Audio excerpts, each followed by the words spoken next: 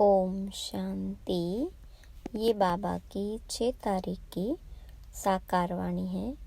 सार है मुरली का। मीठे बच्चे, पुरानी दुनिया के कांटों को नई दुनिया के फूल बनाना है। यह तुम होशियार मालियों का काम है। प्रश्न: संगम युग पर तुम बच्चे कौन सी श्रेष्ठ तकदीर बनाते हो? तो बाबा ने कहा, कांटे से खुशबूदार फूल बनाना, यह है सबसे श्रेष्ठ तकदीर। अगर एक भी कोई विकार है तो कांटा है। जब कांटे से फूल बनो तब सतो प्रधान देवी देवता बनो। तुम बच्चे अभी 21 पीढ़ी के लिए अपनी सूर्यवंशी तकदीर बनाने आए हो। गीत तकदीर जगा कर आई हूँ। ओम शांति। गीत बच्चों ने सुना। यह तो कॉमन गीत है, क्योंकि तुम हो माली, बाप है बागवान। अब मालियों को कांटों से फूल बनाना है। यह अक्षर बहुत क्लियर है। भक्त आए हैं भगवान के पास। यह सब भक्तियां हैं ना। अब ज्ञान की पढ़ाई पढ़ने बाबा के पास आए हैं। इस राजयोग की पढ़ाई से ही नई दुनिया के मालिक बनते हो। तो भक्तियां कहती है, हम तकदीर बनाकर आए हैं।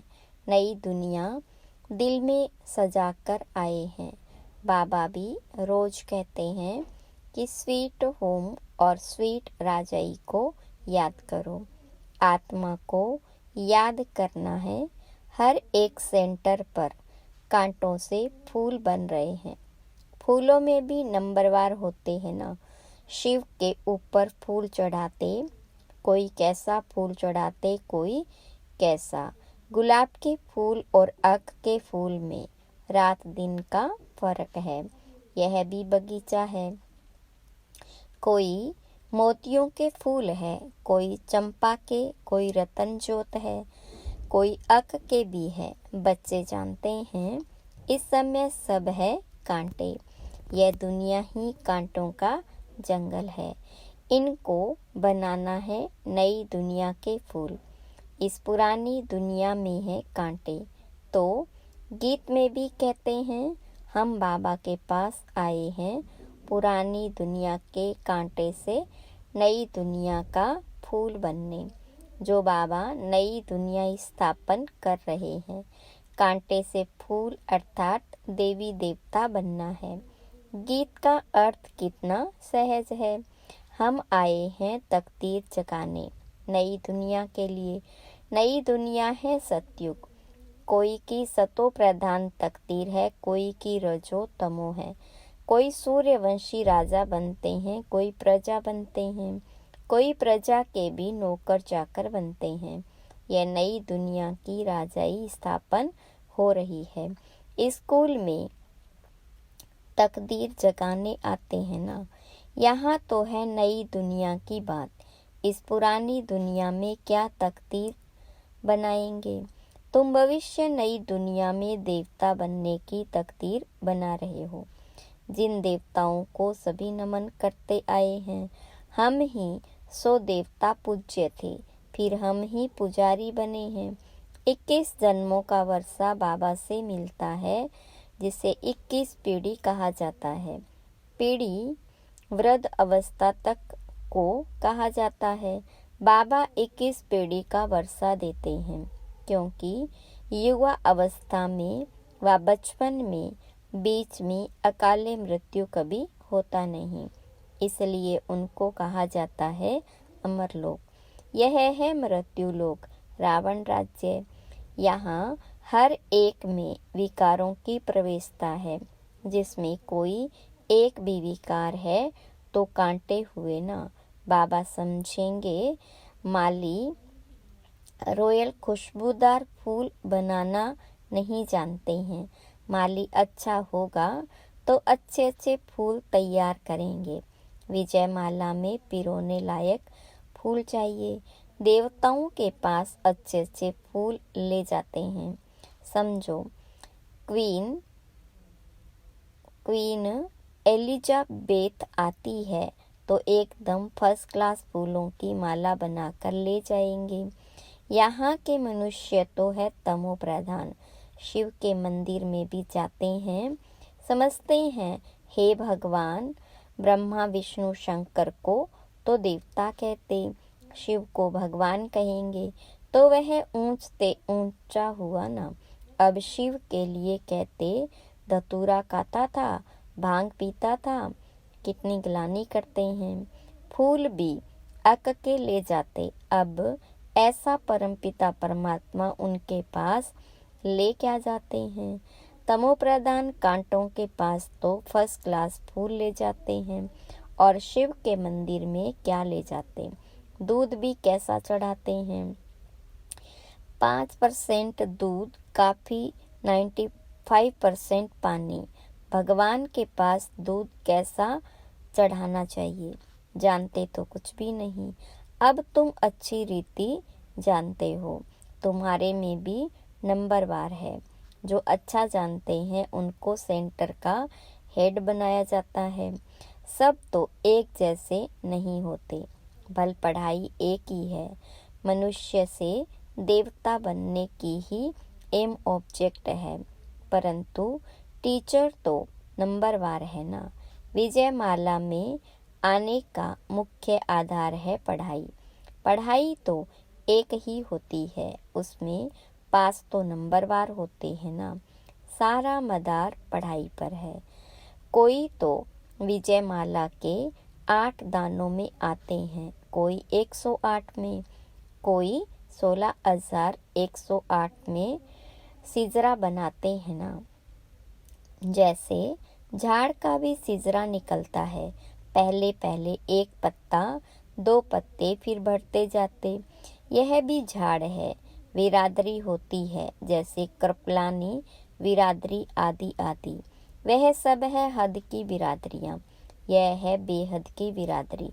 इनका पहले पहले कौन है, प्रजापिता ब्रह्मा। उनको कहेंगे ग्रेट ग्रेट ग्रैंडफादर, परंतु यह किसको पता नहीं। मनुष्य मात्र जरा भी नहीं जानते कि सृष्टि का रचयिता कौन है। बिल्कुल अहिल्या जैसे पत्थर बुद्धि है। ऐसे जब बन जाते हैं तब ही बाबा आते हैं। तुम यहाँ आए हो अहिल्या बुद्धि से पारस बुद्धि बनने, तो नॉलेज भी धारण करनी चाहिए ना। बाबा को पहचानना चाहिए और पढ़ाई का ख्याल करना चाहिए। समझो, आज आए हैं, कल अचानक शरीर छूट जाता है, फिर क्या पद पा सकेंगे। नॉलेज तो कुछ भी उठाई नहीं, कुछ भी सीखे नहीं, तो क्या पद पाएंगे। दिन प्रतिदिन जो देरी से शरीर छोड़ते हैं उनको टाइम तो थोड़ा मिलता है, क्योंकि टाइम तो कम होता जाता है। उसमें जन्म ले क्या कर सकेंगे। हाँ, तुम्हारे जो जाएंगे तो कोई अच्छे घर में जन्म लेंगे, संस्कार ले जाते हैं तो वह आत्मा झट जाग जाएगी, शिव बाबा को याद करने लगेगी। संस्कार ही नहीं पड़े हुए होंगे तो कुछ भी नहीं होगा। इसको बहुत महीनता से समझना होता है। माली अच्छे अच्छे फूलों को ले आते हैं तो उनकी महिमा भी गाई जाती है। फूल बनाना तो माली का काम है ना। ऐसे बहुत बच्चे हैं जिनको बाबा को याद करना आता ही नहीं है।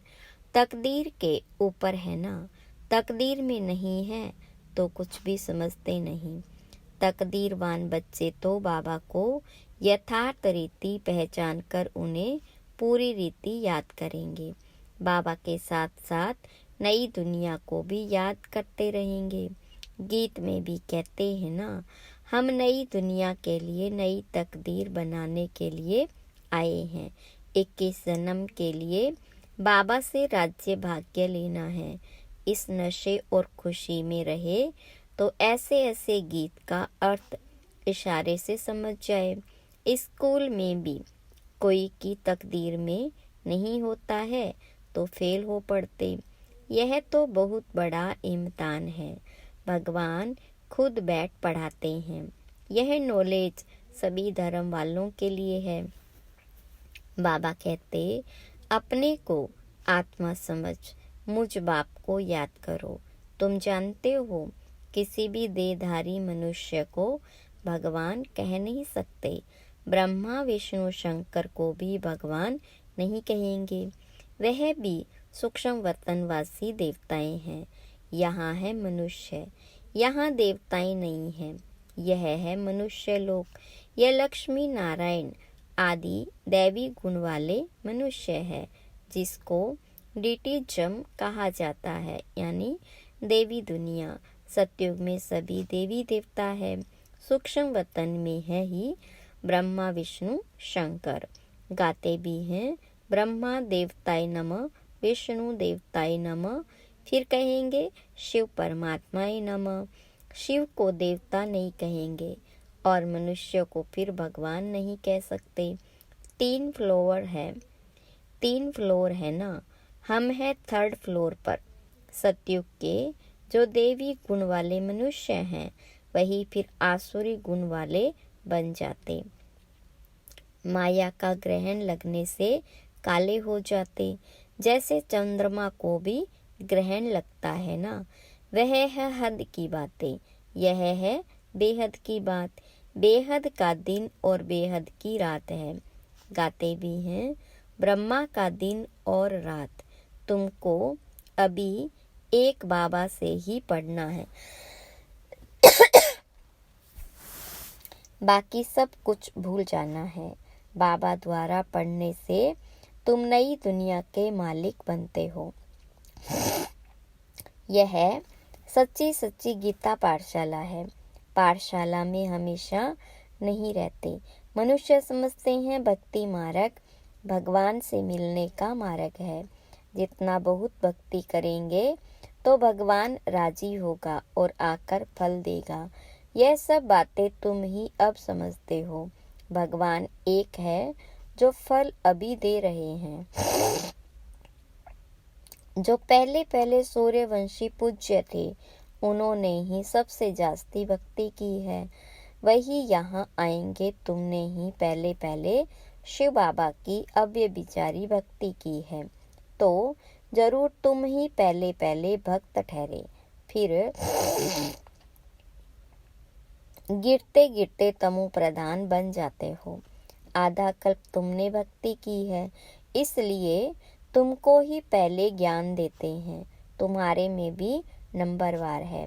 तुम्हारी इस पढ़ाई में यह बहाना नहीं चल सकता कि हम दूर रहते हैं इसलिए रोज नहीं पढ़ सकते। कोई कहते हैं हम 10 माइल दूर रहते। अरे बाबा की याद में तुम 10 माइल भी पैदल करके जाओ तो कभी थकावट नहीं होगी। कितना बड़ा खजाना लेने जाते हो। तीर्थों पर मनुष्य दर्शन करने के लिए पैदल जाते हैं। कितना धक्का खाते हैं। यह तो एक ही शहर की बात है। बाबा कहते हैं, मैं इतना दूर से आया हूँ। तुम कहते हो घर 5 माइल दूर है। वाह! खजाना लेने के लिए तो दौड़ते आना चाहिए। अमरनाथ पर सिर्फ दर्शन करने के लिए कहाँ से जाते हैं। यहाँ तो अमरनाथ बाबा स्वयं पढ़ाने आए हैं। तुमको विश्व का मालिक बनाने आया हूँ। तुम बहाना करते रहते हो। सवेरे अमृत वेले तो कोई भी आ सकते हैं। उस समय कोई डर नहीं है। कोई तुमको लूटेंगे भी नहीं। अगर कोई चीज जेवर आदि होंगे तो छीनेंगे। चोरों को चाहिए ही धन पदार्थ, परंतु किसकी तकदीर में नहीं है तो फिर बहाने बहुत बनाते हैं। पढ़ते नहीं तो अपना पद गवाते हैं। बाबा आते भी भारत में हैं। भारत को ही स्वर्ग बनाते हैं। सेकंड में जीवन मुक्ति का रास्ता बताते हैं, परंतु कोई पुरुषार्थ भी करे ना, कदम ही नहीं उठाएंगे तो पहुंच कैसे सकेंगे। तुम बच्चे समझते हो कि यह है आत्माओं और परमात्मा का मेला। बाबा के पास आए हैं स्वर्ग का वर्षा लेने। नई दुनिया की स्थापना हो रही है। स्थापना पूरी हुई और विनाश शुरू हो जाएगा। यह वही महाभारत की लड़ाई है ना। अच्छा, मीठे मीठे सिखिलदे बच्चों प्रति माता पिता बाप दादा का याद प्यार और गुड मॉर्निंग।